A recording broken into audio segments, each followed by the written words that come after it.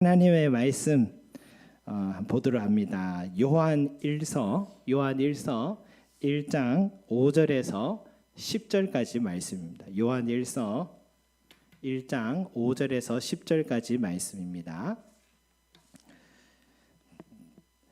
자, 우리 5절부터 10절까지 우리 한 목소리로 함께 올려드리겠습니다. 시작. 우리가 그에게서 듣고 너에게 전하는 소식은 이것이니 곧 하나님은 빛이시라. 그에게는 어둠이 조금도 없으시다는 것이니라. 만일 우리가 하나님과 사귐이 있다 하고 어둠에 행하면 거짓말을 하고 진리를 행하지 아니함이거니와 그가 빛 가운데 계신 것 같이 우리도 빛 가운데 행하면 우리가 서로 사귐이 있고 그 아들 예수의 피가 우리를 모든 죄에서 깨끗하게 하실 것이요 만일 우리가 죄가 없다고 말하면 스스로 속이고 또 진리가 우리 속에 있지 아니할 것이요 만일 우리가 우리 죄를 자백하면 그는 미쁘시고 의로사 우리 죄를 사하시며 우리를 모든 불의에서 깨끗하게 하실 것이요 만일 우리가 범죄하지 아니하였다 하면 하나님을 거짓말하는 이로 만드는 것이니 또한 그의 말씀이 우리 속에 있지 아니하니라. 아멘. 여러분 요즘 그 해외에서 우리 한국 문화를 체험하기 위해서 한국에 오면 의외의 장소를 많이 간답니다. 등산을 많이 한답니다. 한국의 자연을 보기 위해서 등산을 하고 또 자연에 있는 또 절에 가서 템플 스테이를 찾는다 합니다. 템플 스테이 맞죠?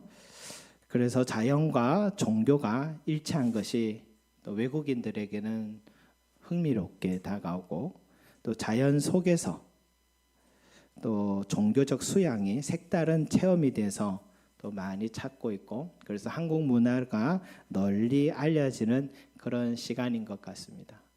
근데 저는 그런 뉴스를 보면 저 자연은 우리 하나님이 만드신 건데 왜 특허권을 저기서 사용할까? 이런 뽀로통한 생각을 하곤 합니다. 이 직업병인 것 같아요. 누가 이득을 보든 무슨 상관입니까? 이 하나님은요, 이 단 한 번도 우리에게 이 값을 요구하신 적이 없죠. 우리도 대가 없이 이 자연의 유익을 은혜를 누리고 있습니다. 평생 감사라는 이 책에 한 사람이 하루에 마시는 산소가 한 600리터 정도 된다고 합니다. 병원에 산소 마스크를 써야 할 때가 있는데 그 하루의 분량이 산소 값이 한 5만 원 정도 한다고 합니다. 그런데 1년 동안 우리가요 이 공짜로 산소를 마시는 것은 적어도 1,000만 원은 되는 거죠. 또 우리가 집에서 사용하는 전기불을 밝히고 또 생활 가전에 일에 쓰는데 매일 비춰주는 태양빛을 만약 전기 사용료로 계산을 하게 되면 그것도 하루에 수만 원은 된다고 하죠. 그러니까 산소, 이 태양빛을 일평생 사용하면은 우리는 수억 원이나 되는 돈을 대가 없이 비용을 사용하고 있는 것이다라고 설명을 해서 참 한 번도 그런 생각을 안 해봤는데 그게 참 귀한 것이구나. 당연하다라고 생각을 했는데 당연한 게 아님을 많이 느끼죠. 요즘 전쟁을 에너지 전쟁이라고도 하잖아요. 그러다 보니까 당연한 일이 아니었구나라고 생각하고 그래서 하나님께서 이렇게 자연을 통해서 우리에게 베푸신 은혜가 참 감사해야 되는 은혜였구나 하는 생각을 다시 해보게 되었습니다. 여러분 이 자연의 생명력이 가장 활발하게 시작되는 계절이 요즘 봄이죠. 봄이 꼭 그런 계절인 것 같아요. 그래서 요즘 날씨가 좋은 봄을 우리가 많이 만끽하고 오늘도 오는데 너무 날씨가 좋더라고요. 봄은 우리에게 어떻게 찾아올까 이렇게 또 알아보니까 이 겨울 내내 앙상한 가지와 단단했던 땅이 이 봄이 되면 생명이 움트고 싹이 나는 것은 이 빛의 양이 많아졌기 때문이라 합니다. 겨울은 낮이 약 8시간인데 봄은 낮이 12시간이 된다고 합니다. 그러니까 이만한 12시간의 이 양의 빛이 내리쬐니까 땅에서 생명이 나무에서 자라고 이 봄이 오는 것이죠. 그러니까 이 빛은 사람들에게도 또 유익합니다. 사람들은 빛을 보는 시간이 부족하면은 몸도 그렇지만 정신적 우울감이 찾아온대요. 근데 빛을 보는 시간이 늘어나면은 우리 몸 안에서 비타민 D가 형성이 되어서 우리 뼈도 면역력도 건강해지고 또 무엇보다도 이 마음의 이 행복감이 일어나는 것이 바로 이 비타민 D라고 하는데 이것이 빛에서 나온다고 합니다. 그러니까 이 빛은 자연이든 사람이든 모든 생물을 살리는 힘이 있구나라는 걸 배우게 되죠. 여러분 그런데 오늘 말씀 5절에 보니까 그 빛의 주인이 누군가를 밝히고 있어요. 우리 5절 같이 읽어보겠습니다. 시작. 우리가 그에게서 듣고 너에게 전하는 소식은 이것이니 곧 하나님은 빛이시라. 그에게는 어둠이 조금도 없으시다는 것이니라. 아멘. 여러분 하나님이 빛이시다라는 겁니다.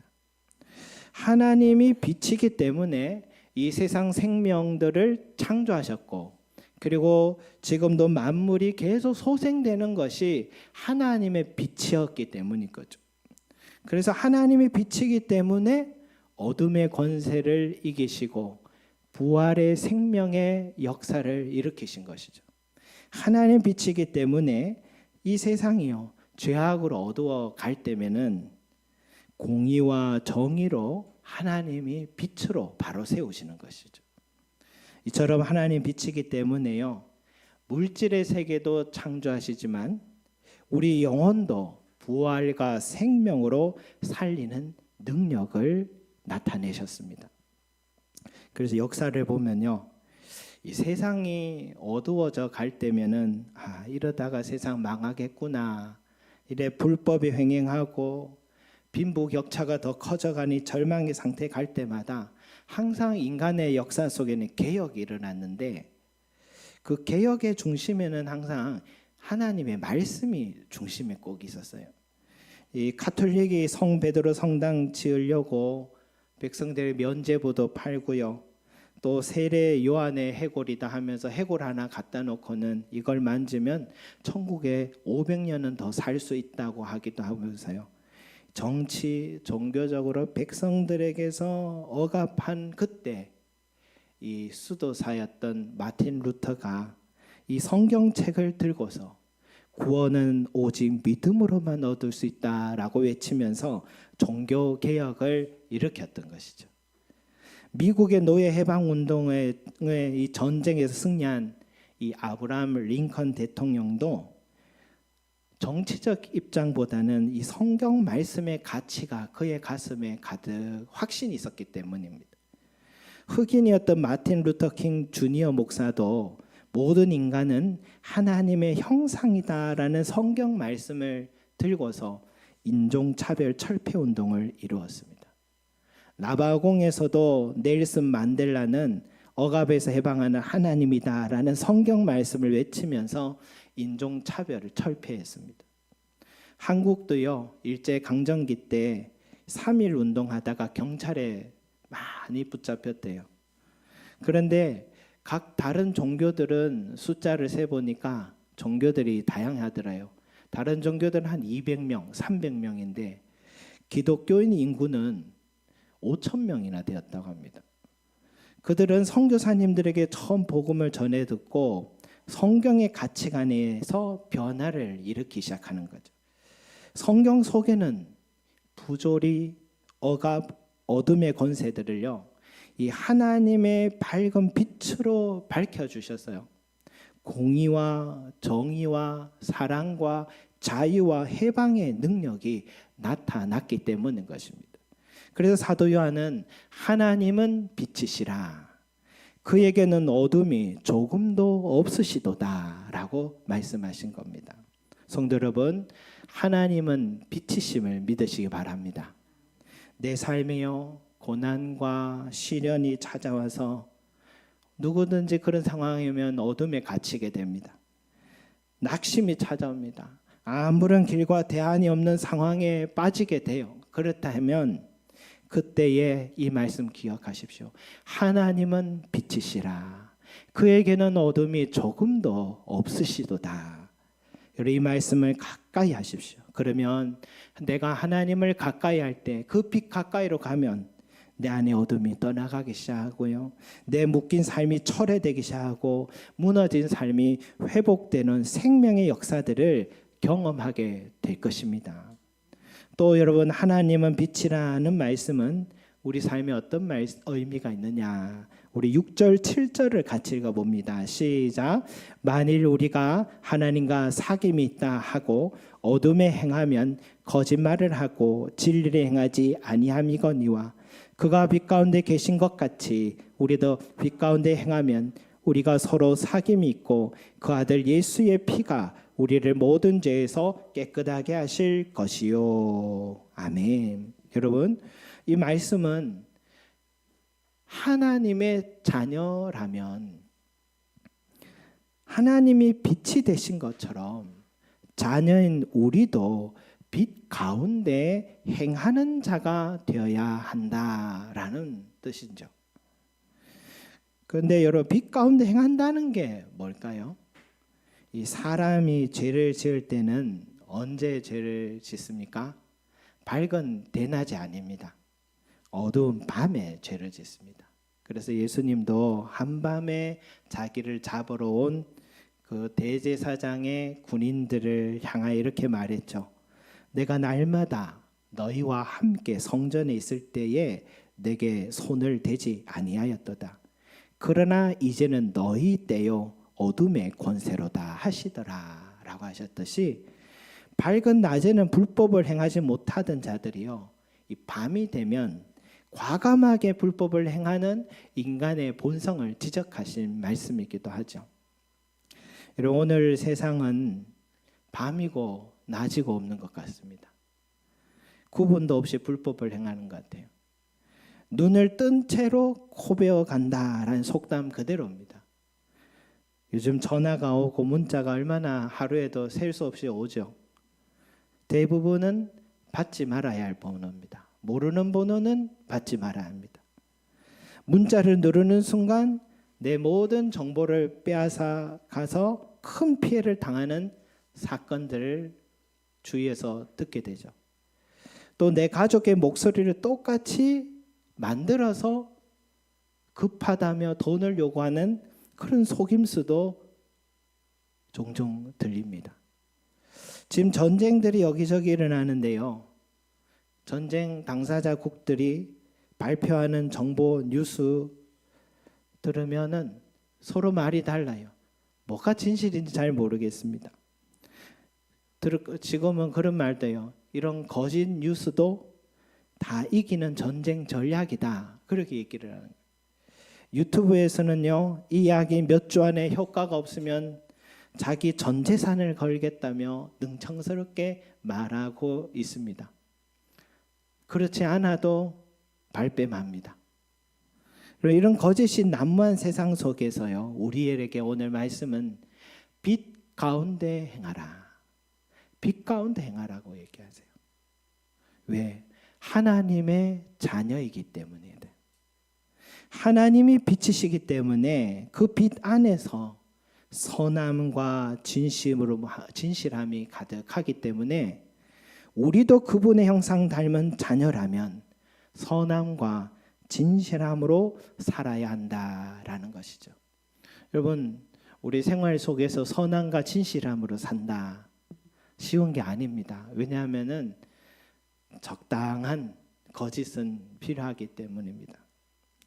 어떤 경우가 있을까 생각해 보면, 정부의 지원금을 받거나 복지 신청을 하거나 장학금을 위해서요, 때로는 그 기재하는 내용들 속에 실제 소득보다 낮게 기록하는 일들도 있고요.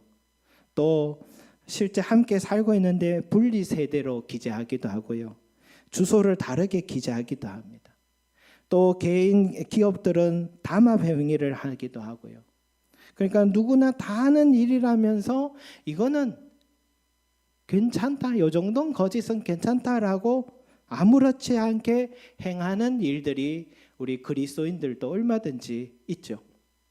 그런데 빛 가운데 행하라라는 오늘 말씀 앞에서는 문제가 좀 달라집니다. 하나님의 자녀라는 신분을 가졌다면 정직해라, 진실해라, 선한 삶을 살라 말씀하시는 거예요.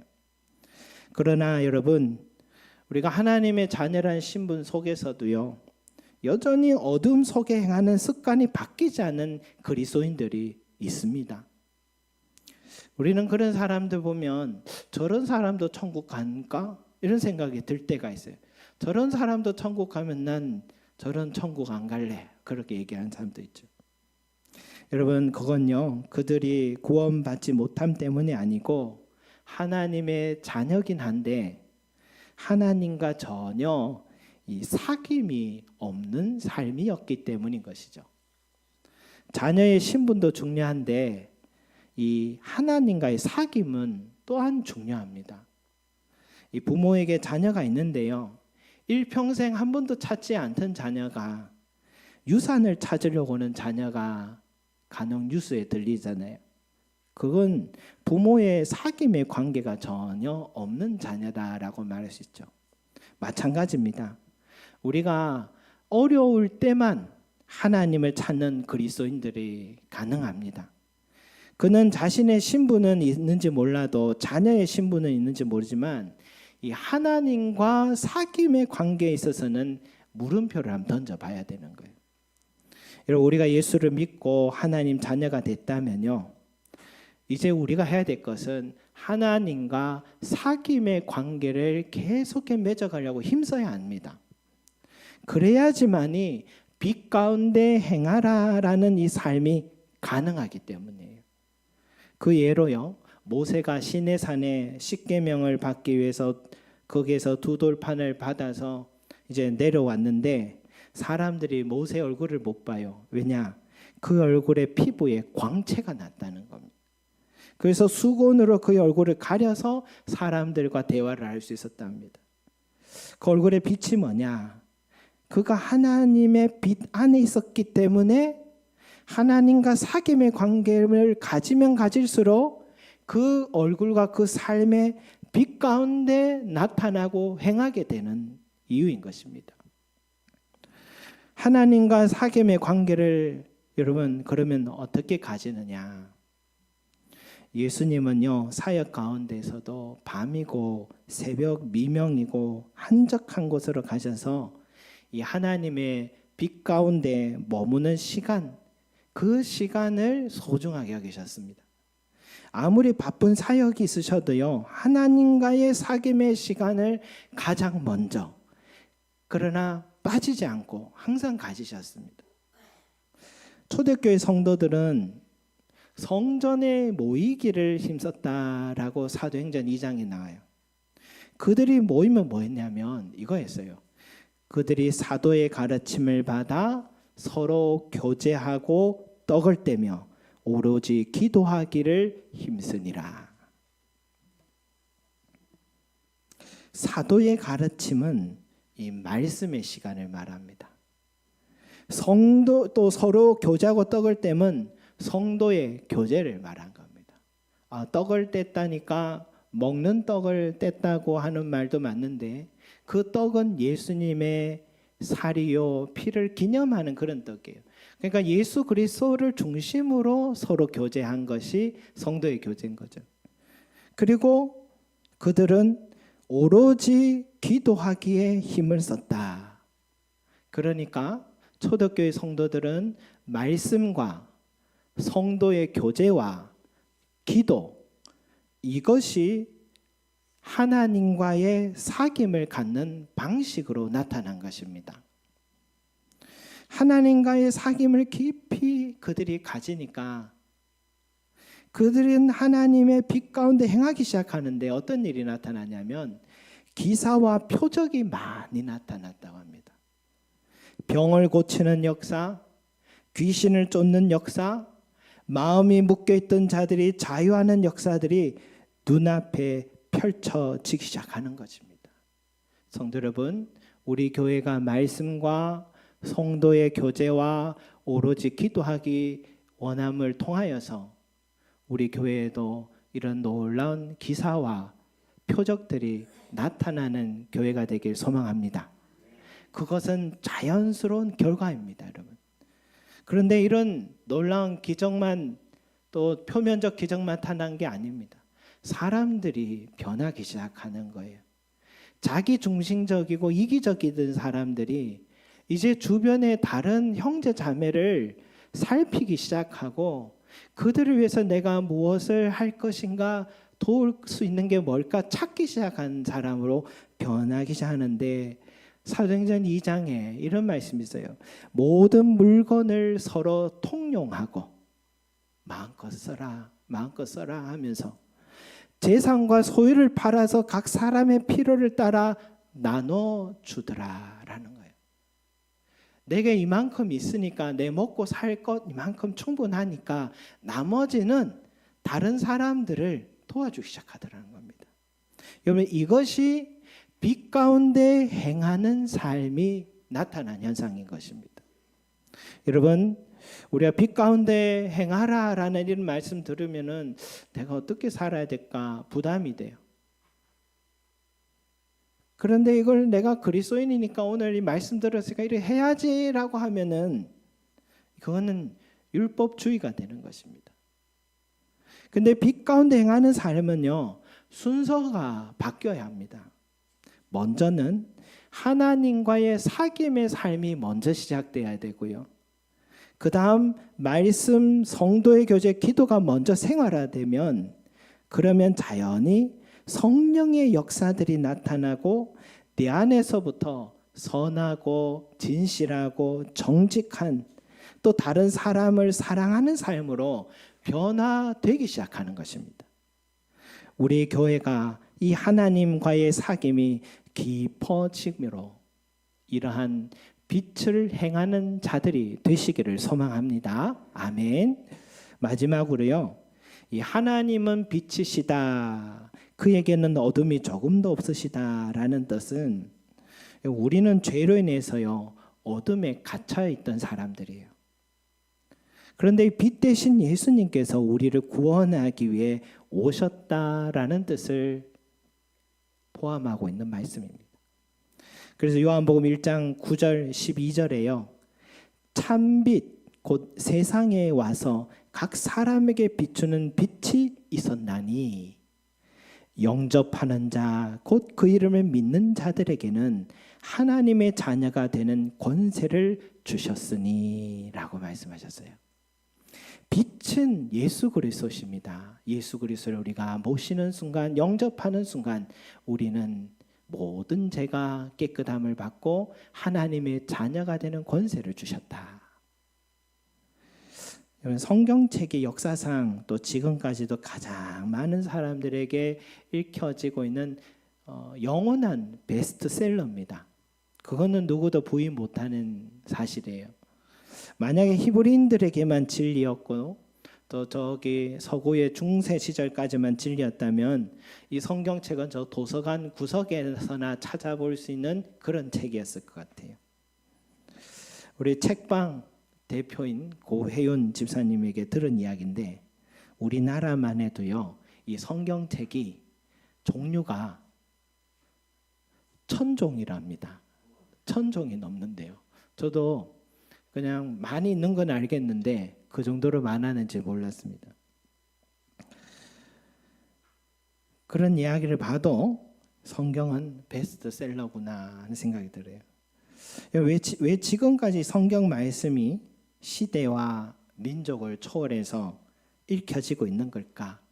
이 성경에는 우리를 위로해주고 힘이 나는 말, 좋은 말, 주옥 같은 말, 또 인생의 처세, 지혜, 이 속에 참 많이 있으니까 그래서 사람들이 그렇게 좋아하는 걸까라고 생각해도, 그런데 성경책을 읽어보고 있는 우리 입장에서 보면 전혀 그렇지가 않잖아요.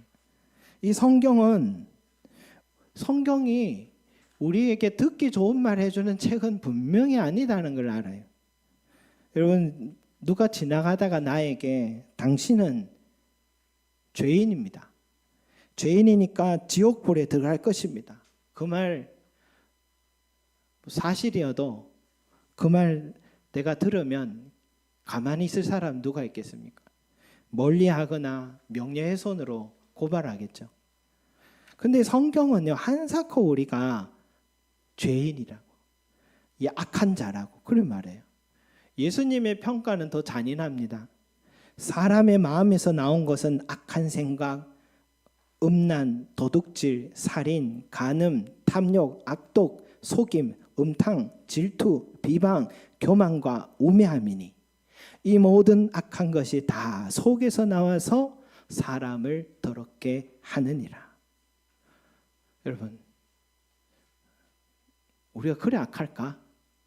그 정도일까? 생각될 정도로 다 옳은 말인데 듣기 참 거북한 말들이 성경에 너무 가득해요. 근데 당시 교회를 흔들었던 영지주의자들은 그렇게 말하지 않았어요.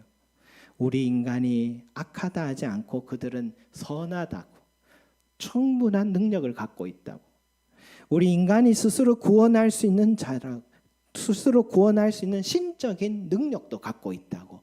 얼마나 좋은 말들을 우리에게 그 당시에 영지주의자에 들려줬는지 모릅니다.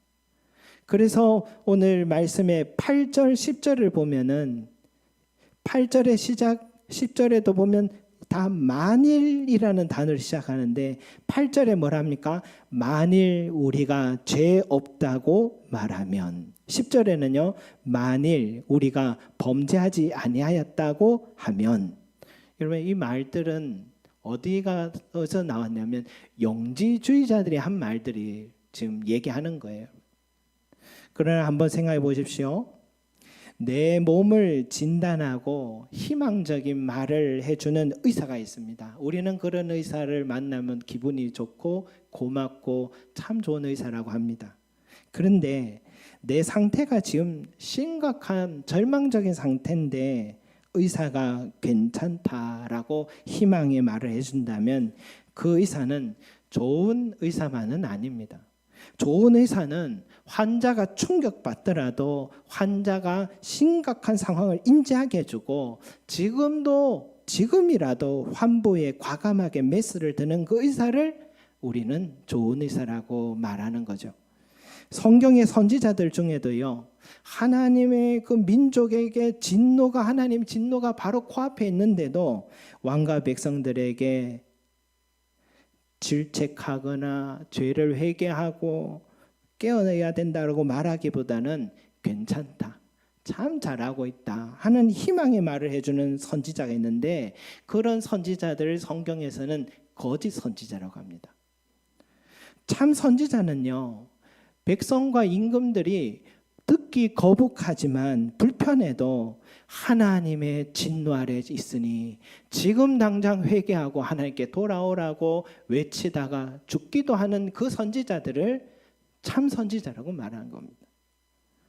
여러분, 지금 사도 요한은 매우 불편한 말을 하고 있어요. 저기 영지주의자들과 반대로 불편하게 말하고 있어요. 9절 말씀의 시작 보십시오. 9절 보십시오. 뭐라 합니까? 만일 우리가 우리 죄를 자백하면. 여러분, 자백하면이 무슨 뜻이에요?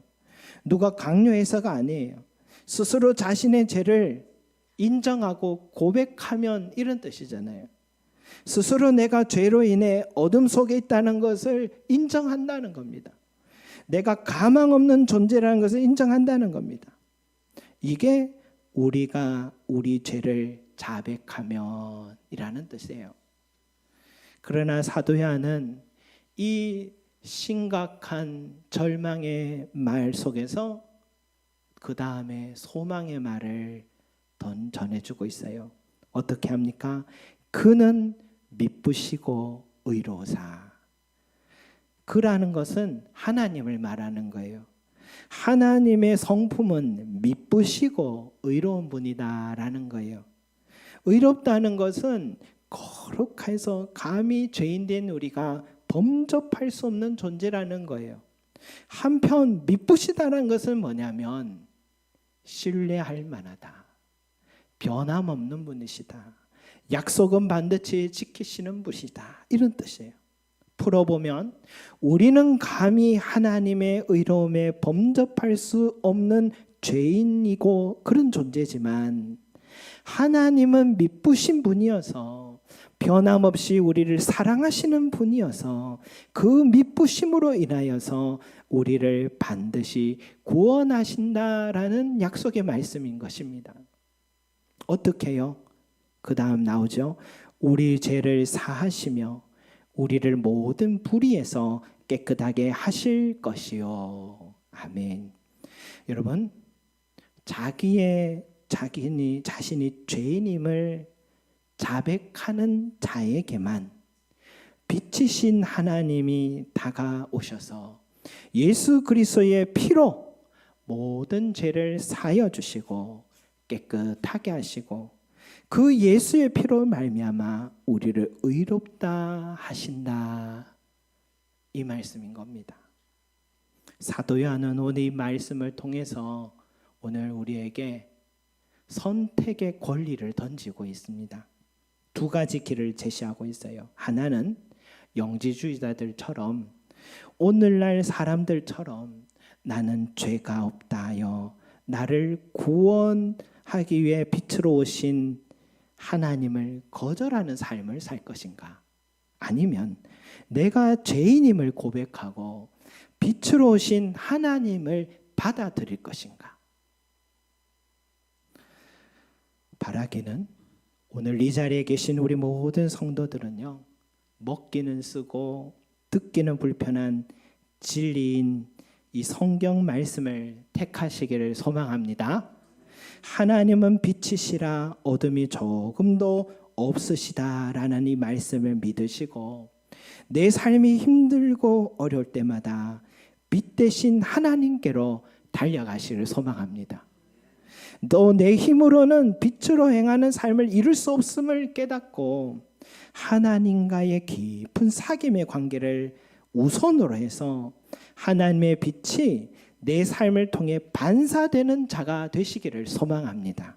마지막으로 우리 인생의 가장 중요한 문제가 이 죄의 문제를 해결하는 것인데, 내가 죄인임을 자백하여서 인정하는 자가 되어서 겸손하게 그것을 인정한 자가 되어서 미쁘시고 의로우신 하나님께서 예수 그리스도의 피로 나를 깨끗하게 하시는 그 큰 은혜를 누리시기를 간절히 소망합니다. 기도드리겠습니다. 사랑과 은혜가 풍성하신 아버지 하나님, 하나님은 빛이시라 그에게는 어둠이 조금도 없으시니라 라는 말씀처럼 하나님께서 이렇게 빛을 비추셔서 이 깜깜한 우주 속에서도 놀라운 생명의 지구를 만드셨고, 이렇게 사계절을 통하여서 우리에게 살아갈 수 있는 모든 필요한 환경과 여건들을 다 마련해 주신 우리 하나님 은혜 감사드립니다. 주여, 하나님은 빛이어서 의로우시고 미쁘신 분이셔서 우리를 사랑하시기에 하나님은 하나밖에 없는 아들을 내어주시기까지 우리를 사랑하시고 구원하여 주시는 애 감사드립니다. 오늘 그 은혜를 우리는 잊지 말고 늘 감사하고 늘 그 빛 대신 하나님 가까이 하며 하나님과 사귐의 삶을 삶으로 인하여 나의 삶도 그 하나님의 빛이 반사되게 하여 주시고 내 삶을 통하여 하나님의 빛이 행하고 드러나는 삶이 될 수 있도록 우리 모든 성도들을 축복하여 주시옵소서. 감사드리며 예수 그리스도 이름으로 기도드립니다. 아멘.